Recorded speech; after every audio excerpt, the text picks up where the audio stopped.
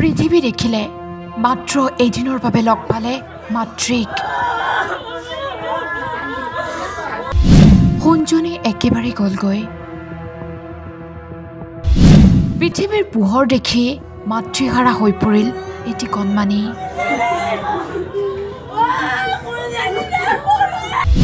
আজি পৰিয়ালক সান্ত্বনা দিবলৈকো শব্দৰ অভাৱ।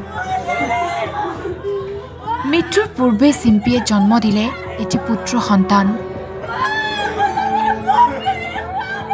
এয়া চিম্পীৰ মাতৃ। চিঞৰি চিঞৰি কান্দি কান্দি বিচাৰিছে জীয়ৰীক। সোণজনীও কলৈ গলিগৈ। কোনোৱে কাকো সান্ত্বনা দিব পৰা পৰিস্থিতিত নাই। সোণজনী আৰু উভতি নাহে। মাত্ৰ ২২ বছৰতে চিম্পীয়ে সামৰিলে জীৱনৰ নাট। চিম্পীৰ মৃত্যুক কেন্দ্ৰ কৰি দেৰগাঁৱত কান্দোনৰ ৰোল। মৃত্যুৰ পিছতে পৰিয়াললৈকে উত্থাপন কৰিছে বহু অভিযোগ। ২১ জুনৰ নিশা যোৰহাট মেডিকেল কলেজত মৃত্যুক সাৱটি লয় দেৰগাঁৱৰ নপুমুৱাৰ চিম্পী হাজৰিকাই। পুত্ৰ সন্তানটি জন্ম হোৱাৰ পিছতেই চিম্পীৰ শৰীৰত দেখা দিছিল বিভিন্ন সমস্যাই, আৰু শেষত চিম্পীয়ে হাৰ মানিলে নিয়তিৰ ওচৰত। কিন্তু ৰহস্যৰ মাজত ৰৈ গ'ল চিম্পীৰ মৃত্যু।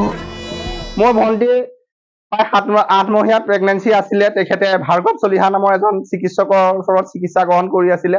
কিন্তু পৰৱৰ্তী সময়ত তেখেতৰ 16 তাৰিখে দিনাখন তেখেতৰ কিবা প্ৰেগনেঞ্চিত অসুবিধা আহিছিলে। তাৰ বাবে তাই নিজেই ভাৰ্গৱ চলিহাক ফোন কৰিছিলে যে ছাৰ মোৰ এনেকুৱা অসুবিধা হৈছে। কিন্তু তেখেতে এই 7 মাহৰ চিকিৎসা অন্তত তেখেতে হয়তো ভণ্টিক চিকিৎসাৰ কোনো সুব্যৱস্থা নিদিয়ে মেডিকেল কলেজলৈ হাতেৰে মন্তব্য দি মেডিকেল কলেজলৈ পঠিয়াই দিছিলে। আৰু মেডিকেল কলেজত পৰৱৰ্তী সময়ত তেখেতে সুস্থভাৱে এটা শিশু জন্ম দিছিলে। তাৰ পিছতেই ব্লাডৰ প্ৰয়োজন হৈছিলে। ব্লাড লগোৱাৰ লগে লগে কিন্তু ছোৱালীজনীক কিবা ইচ্ছাতি বিচাতি কৰিবলৈ লৈছিলে। গাত শৰীৰত বিভিন্ন ৰোগে আক্ৰমণ কৰা দেখিবলৈ পাইছিলো। পৰৱৰ্তী সময়ত তেখেতৰ প্ৰস্ৰাৱ বন্ধ হৈ গৈছিলে। তাৰপিছত তেখেতৰ গোটেই শৰীৰটো ফুলি উঠিছিলে। সেই মুহূৰ্তত মেডিকেল কলেজৰ ICUত 10:15 তেখেতৰ মৃত্যু হ'ল। আৰু যোৰহাট মেডিকেল কলেজৰ পৰা ভয়ানক এটা তথ্য আহিলে, তেওঁ কিডনী ফেলিয়াৰ হৈ মৃত্যু হৈছে। যদি তেওঁৰ প্ৰকৃততে কিডনী প্ৰব্লেম আছিলে, ভাৰ্গৱ চলিহা নামৰ ডক্টৰজনে আজি 8 মাহে কি চাই আছিলে? ভণ্টি অসুবিধা হোৱা প্ৰায় 2-4 দিনৰ আগতে তেওঁ ভাৰ্গৱ চলিহাক লগ কৰি আহিছিলে। প্ৰকৃততে ধনৰ লালসাত কেৱল কেঁচুৱা জন্ম দিবলৈ দি পেলাই তেখেতে ব্যৱস্থাটো কৰাই দিছিলে নে তেওঁৰ শৰীৰত বেলেগ প্ৰব্লেম আছিলে চাইছিলে? যদি আছিলে তেতিয়াহ'লে কেনেকে কেঁচুৱা জন্ম দিব নোৱাৰে বুলি তেখেতে কেলে সাৱধানবাদী নকৰিলে? সেইটো এটা ডাঙৰ প্ৰশ্ন। ফাৰ্ষ্টৰ পৰা ভাৰ্গৱ চলিহাকে দেখাই আছিলোঁ। ভাৰ্গৱ চলিহাৰ ওচৰত দেখাই লাষ্ট ভাৰ্গৱ চলিহা যিটো ডেট দিছিলে তাৰলৈ মানে 1.5 মাহমান আছিলে। তাৰপিছতে ছোৱালীজনী মানে যেতিয়া কণ্ডিশ্যনটো ঘৰত বেয়া হৈ গ'ল, তেতিয়া ডাইৰেক্ট যিগৰাকী প্ৰসূতি তেওঁৱে নিজেই ফোন কৰিছে ডক্টৰৰ লগত। ডক্টৰে আনিব নালাগে বুলি কৈছে। হাজবেণ্ডে ফোন কৰিছে আনিব নালাগে বুলি কৈছে। মানে তেখেতৰ ওচৰত ফাৰ্ষ্টৰ পৰা যেতিয়া ট্ৰিটমেণ্ট কৰি লাষ্ট পৰ্যায়ত কণ্ডিশ্যনটো ছোৱালীজনী এনেকুৱা এটা হৈ যায়, তেখেতে গায়েৰা মন্তব্যটো দিব নালাগিছিলে। তেখেতে নিজেই নিজৰ নাৰ্ছিং হোমলৈ মাতিব লাগিছিলে।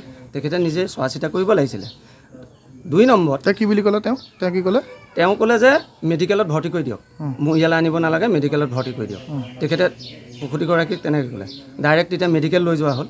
মেডিকেলত যেতিয়া ছোৱালীজনী মানে নৰ্মেল কেঁচুৱা জন্ম হ'ল, ল'ৰা এটা জন্ম হ'ল, ল'ৰাটোৰ ৱেইট কম, ICUত থ'লে। নৰ্মেলি মানুহজনী ভাল হোৱাৰ পিছত কিন্তু মানে 6 ঘণ্টাৰ ভিতৰত মানুহজনী কেনেকৈ ডেথ হ'ব পাৰে?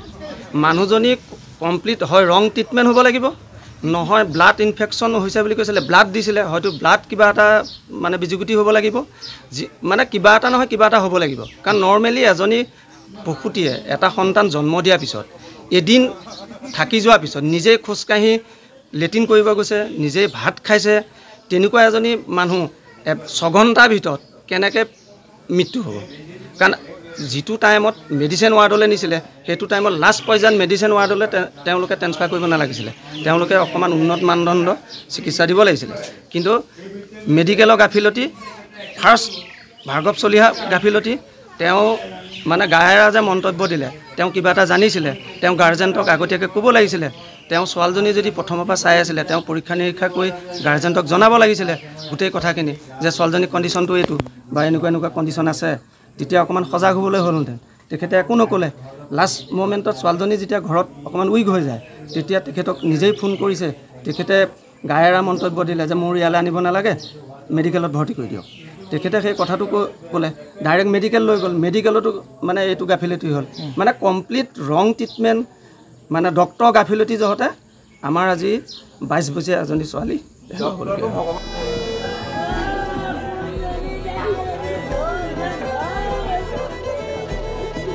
দেৰগাঁৱৰ পৰা অভিজিত বৰাৰ ৰিপৰ্ট টাইম 8